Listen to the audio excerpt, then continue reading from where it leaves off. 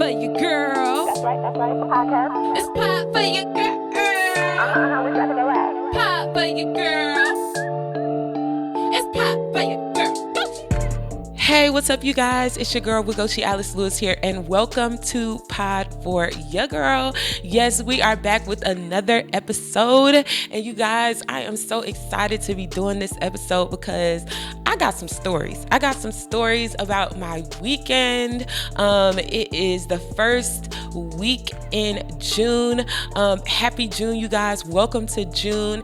And all I know is that this weekend was just monumental for me, and I want to share that with y'all, my community, my sisters, my friends, all the girlies out there that have been supporting this episode.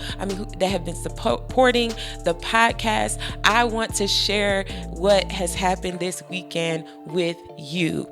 Okay, God has blown my mind this weekend. He has truly shown me a glimpse of what he showed me way back then. He showed me like, hey, it's time. It's time. I need you to go full force. And so that's what I'm doing. And when I tell you, we stepped out, me and my husband stepped out on faith and did a thing this weekend. We stepped out on faith and did a thing this weekend. And God breathed on it and he blessed it. Okay. And so I have so many different things that I want to talk about, but we're gonna go into the Go Girl segment. Okay. And the Go Girl is gonna make sense when I get to the Patch Your Weave segment, and then I'm gonna come back with the Faith Filled segment like always, y'all. So it's gonna be a loaded episode, but more than anything, this one goes out to all my women of color girlies who are moms, wives, and you still got a little bit of vision in you. Okay, this one is for you. I want to say go girl to every woman out there who has a vision inside of them. Like, you are a visionary. And I want to say, go girl. I want to tell you to go. This is more of a call to action go girl than a celebratory go girl, because I want to call you to action in this go girl. And I want to say, go girl. Go out and get it, girl. Go out and do it, girl. Go out and become it, girl. Go out and do the hard thing, girl. Write the vision and make it plain, girl. Go out and do what God called you to do. So this is a call to action, go girl.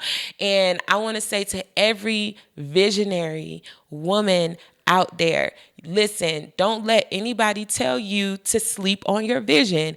Don't let anybody, that's number one. Don't let anyone tell you to sleep on your vision. So I'm going to be giving you 3 things to follow up this call to action.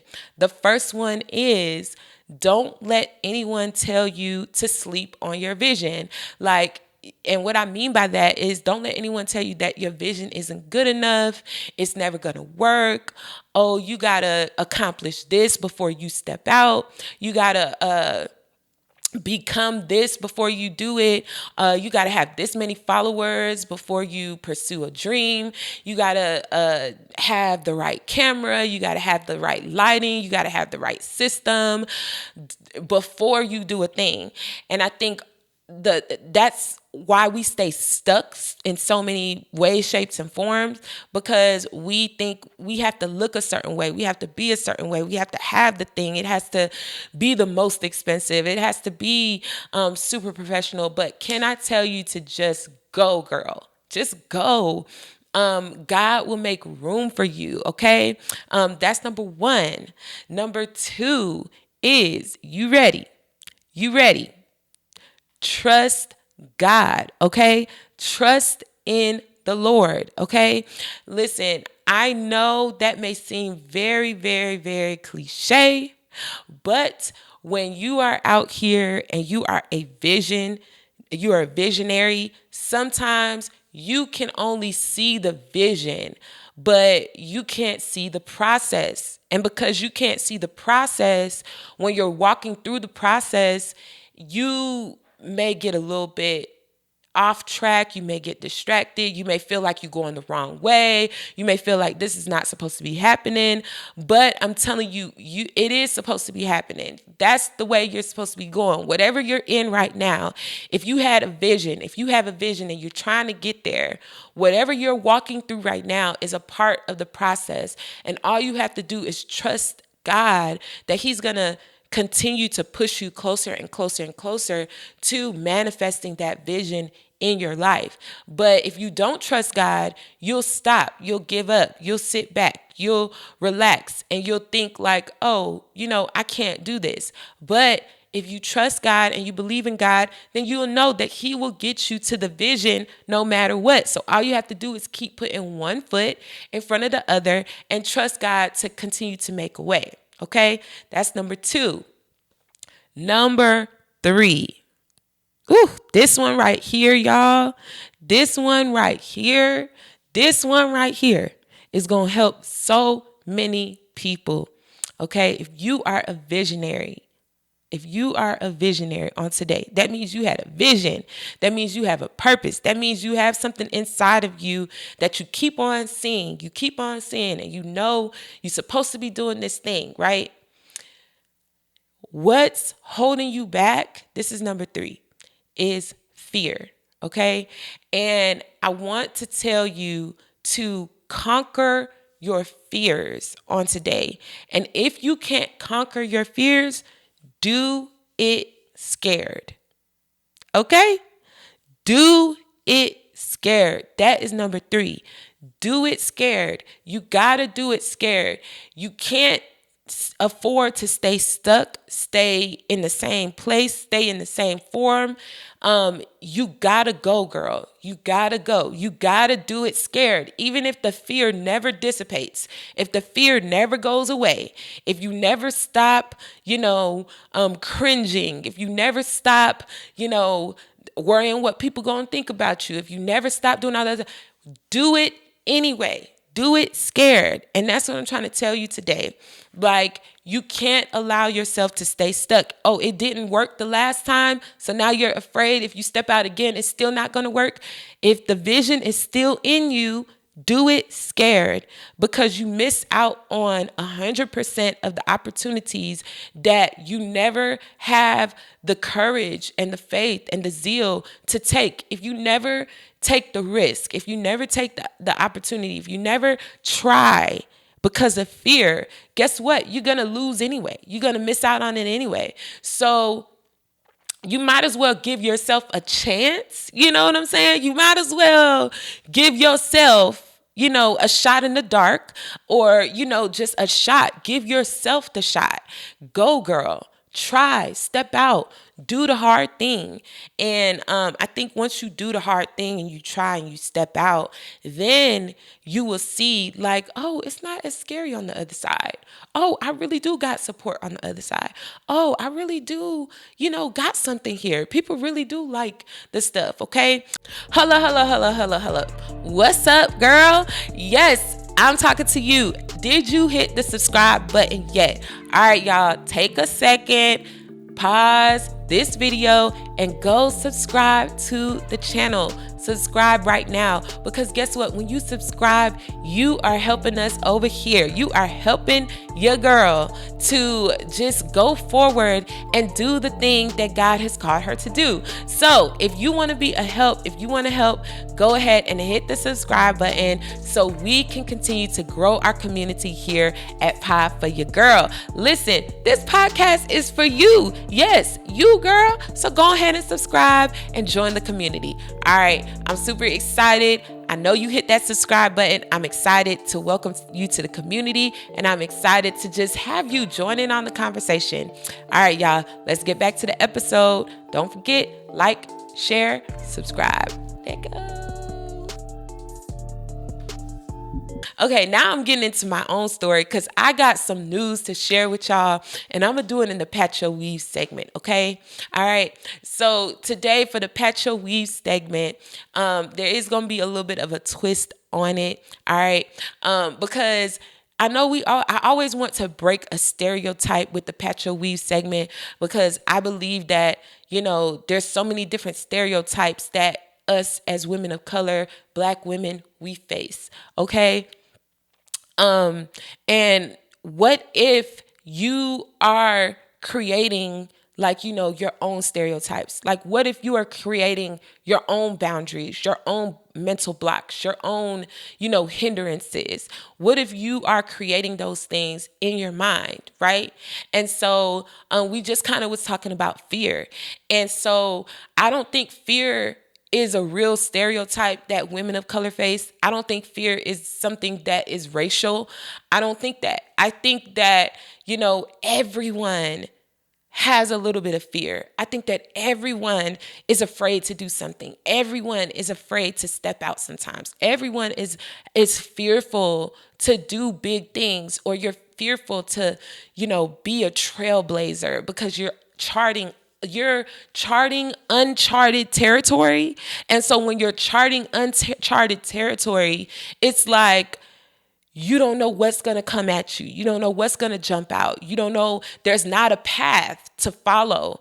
There's not a clear blueprint. There's not a way to go at things. And so I want to tell y'all my story really quick.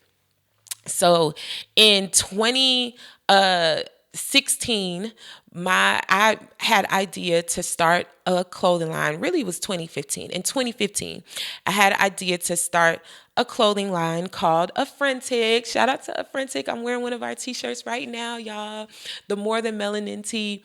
And I had an idea to start a clothing line called Affrentic. And yeah, like I did. I stepped out on faith. I started it. I started designing pieces. I make some beautiful African wax print skirts, wrap skirts, high-waisted skirts. I started to, just design all of these things. I quickly found someone to help me with the design process. I started making the t-shirts like this one and our other Continental t-shirt. Some of y'all already know. And I just stepped out on faith and started to just launch the business. I didn't have the fanciest website. Matter of fact, I didn't even pay for the website. I had just the free version of the website, or like the very cheapest version. I don't know if y'all remember Big Cartel.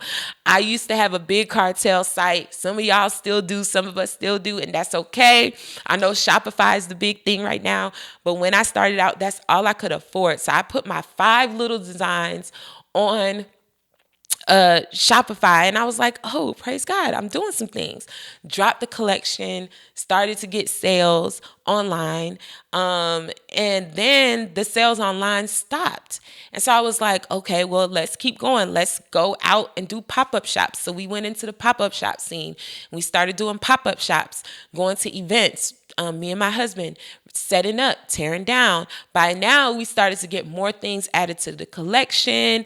I bought a sewing machine. I started to sew things myself, started to do everything from start to finish. We started getting graphics made, big banners. So when we would set up shop, you could see us and people were coming. They were buying. And I just remember the experience. The experiences was amazing. I got a chance to meet some amazing, amazing, amazing customers, people all over the Atlanta area. And it was a fun time, y'all. Yeah, but then we went into some moments, and I'm going to actually have my husband as a guest on the show real soon so we can talk about what happened with the moments that we went into, because I'm not going to share that part of the story right now. But we went into some moments, and then after that, COVID hit. And so we had to be inside. We couldn't get back outside and do the pop-up shop. So I went back online trying to do the online sales and stuff, and it just wasn't working. Like, this was back when Facebook ads started to get real popular, and I just couldn't figure it out. And so I decided to put the business on hold until I could come back to it and really do it full force.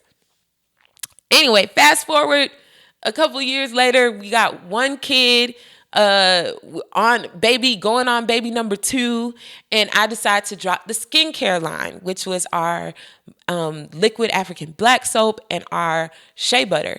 So I dropped those in 2021 while I was pregnant with my daughter. But it was a very, very hard push because it's like you're pregnant. My husband, he was doing some things with his business. So those of y'all that know, he has a huge production company in the Atlanta area. So he's always busy, booked and busy all the time.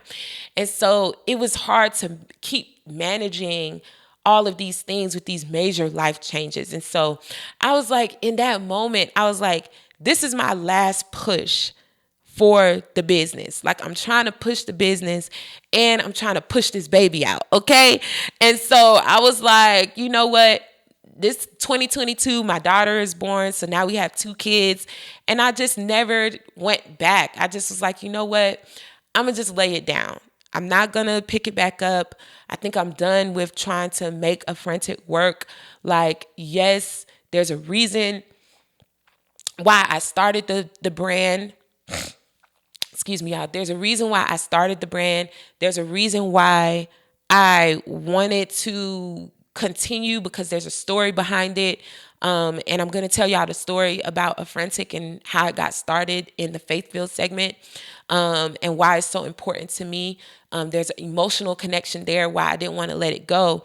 But because it was getting so hard and I was trying to push the baby out and push the business out, I was just like, nah, you know what? I got to be a mom. And in all of this, y'all, I started flying as a Delta flight attendant in 2019. So right before COVID, I started flying. So I was doing the plan was to do my business and fly part-time until I can fully launch the business and do the business full-time. That was the business. That was the goal. But then COVID happened. So I had to like cut the business. So here we are, fast forward 2022, pregnant with my daughter, give birth, and I launched the skincare line, and I did sell out on some of the things, and I just was like, it's just too hard. Like, I can't keep doing everything. Like, it's hard to push it, get online sales, then be a mom, be a wife, fly part-time. Like, it felt like a lot. And so I decided, I was like, you know what? I'm done with the business. I'm done with a frantic. I'm going to put it down. And so I went to, just a phase of my life where I was serving in ministry, serving at my church, serving, the communities, doing things with my ministry. That is the other part of my business, where I'm really, really like, just, I just have a huge heart for ministry. I have a huge heart for ministry. And so I just said, you know what, let me just do that. And I was able to do that. And I loved that season of my life. I loved being able to serve. But then we built this space out. Let me show y'all how God works, because he brought everything back around. We built the podcast studio all along the whole time everything was going on. In the midst of everything I just told y'all, behind the scenes, we were building this studio. And so that's while I was pregnant, we were building the studio. While my husband was going, his business was just blowing up, we were building the studio. While I was flying as a flight attendant, we building the studio, launching the skincare line, we building the studio. So simultaneously, we doing all these things and we building the studio, okay? All right. So the studio finally gets built up. And so we're transitioning all of the stuff that was in our house that we were using in our home studio into this studio. And so my inventory for a frantic was in our in-home office. And so I'm like boxing up the inventory, y'all. And I don't know about y'all, but if you ever had to close down a business, because that's where my mindset was. I was like boxing up the inventory, and I'm like, I got to figure out what I'm going to do with it. Maybe I could just give it away. Maybe I could do some giveaways online or donate it to some people. I don't know, but I'm just boxing up the inventory. And in my heart, I was so sad. I was literally grieving, y'all, grieving. And, I don't know, something in me. I feel like it was the voice of the Lord, but it wasn't an audible voice, but it was something in me that said, go back. And this was before I even relaunched the podcast, because I even put the podcast down. This was in that season. I put Frantic and the podcast down. And something in me said, go back to the vision, go back to the things you love to do. Go back to the things that I showed you. You were on the right path. You just had to persevere a little bit longer. You just had to push a little bit longer. You just had to be patient and know that I am God and I'm going to work it out for you. I didn't hear this in an audible voice, but it's like I heard it in my spirit. Like, go back, be patient, wait. Know that I'm with you. This was like the confirmation that I was getting. And so I was just like, God, like, you want me to go back and start the podcast again? You want me to go back and, launch a Frantic again? Wow, that's going to be hard. Like, there's things that I have to reset, redo, rediscover. There's things that I already had set in place, but there were things that I had to like redo just to get to a place where I would be able to relaunch it. Anyways, make a long story short, I was like, okay, so originally I thought it was going to be online. If I relaunched the business, it's going to be online. So I spent all of January and February just like building back up the website, resetting the website, doing all the things online, doing ads, putting ads out there. But it was very hard to make sales again. And then God was like, go back. Remember the feeling. Remember when y'all was out in Atlanta doing the pop-up shops. That made you feel good. You felt good about that. Meeting new people, having people try on your clothing, love your stuff, seeing the stuff, embracing the stuff, being the culture. You got to go back and actually be the culture. And so I started to hear that in my spirit. So I was like, okay, I think it's time to look for a space. So I started to look for a physical location for a Frantic. All this whole time we've been doing the podcast, we've been dropping new episodes every week. Hey, shout out to us. Okay, we here. We still dropping episodes every week. So the whole time I'm doing the podcast, but I'm out here looking for locations, driving around Atlanta, looking for stuff. And I finally found a location for the Frantic Boutique. And I am happy to announce that we had our first record-breaking weekend, y'all. We broke records with the business this weekend. We sold out of some of our items, and we just, oh my God, it was amazing, y'all. We met some amazing people, and I still don't even know what to say. Like, I still haven't fully processed everything that God did. I signed the lease in May, at the beginning of May. We were in there. We set up everything. We were ready to go May 31st. It just so happened that there was a huge festival at the area that we're at. So if you're in the Atlanta area, if you know where Lee and White is, come through, shop with us at Lee and White on the west side, West End Beltline. If y'all are familiar with the West End Beltline, we are there. And so y'all have to know that this was something that I was boxing up. I was literally closing down the business, and I literally felt a push in my spirit to go back and get it, go back and get the business. And, I prayed about it. I got confirmation from God, and now we're here. We relaunched the business. We're getting ready we haven't even done our grand opening yet, y'all. And we have received so much love and support, and just the love and support has been bananas. And I'm like, not even joking, I'm just overwhelmed by the love and support. And I just feel like sometimes God will push you to do certain things that's outside of your comfort zone. He'll push you into things that, you're afraid to do. But if you just lean in and you just trust God and you do it scared, He will meet you there. He'll show up for you. And so I want to go into the faith-filled segment, because the thing is, I can't even tell y'all if I had faith in myself. And y'all know, like, the faith-filled segment, like, I always love to pour. I always love to pour faith out and tell you guys, like, hey, like, have your faith on full, have your faith on high, giving you encouraging scriptures, encouraging you to pray. But it's like faith without works is dead. And so it's like, yeah, you can have the faith, but when the work side come in and you actually got to work the faith, sometimes it can be very hard. And I'm a living testament to that. I'm a living testament to sometimes it can be hard.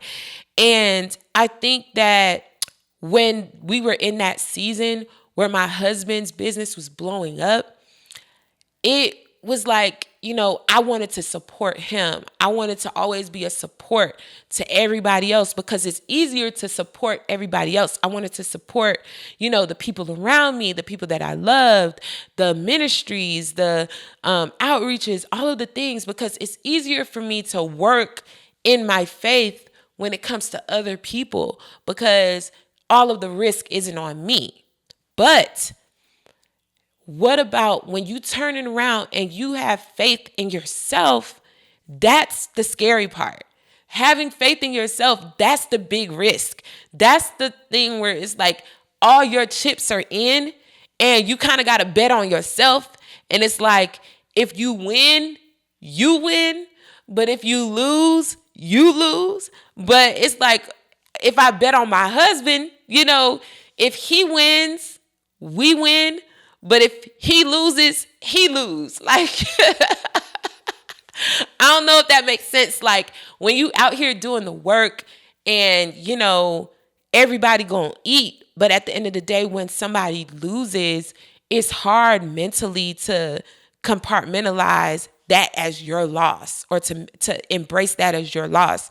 But if you lose something that you invested your money in, you're gonna feel that, okay? You might not feel when other people lose like what they really feel. Like, it hit different if, you do it and you feel it. So it's a difference. I hope I'm making sense. But nevertheless, for the faith-filled segment, I want to tell you guys, if you have a vision, if you have something in you, if you have something that God has really placed inside of you, you got to be able to say to yourself, even in this time, I may not have all the faith. You know what I mean? But I promise I'm going to do the work. Okay? And I think when you start to work on the vision, when you start to work on what God has given you, when you start to do the work, it will start to produce small amounts of faith in your life to where you're like, oh, wow, that worked. Oh, wow, I did get approved for the space. I did get approved for the lease. Maybe I can do this. Like, oh, wow, somebody did buy something from me. Maybe my designs aren't that bad. And it starts to like, once you're doing the work, you start to like see like, okay, my faith is increasing.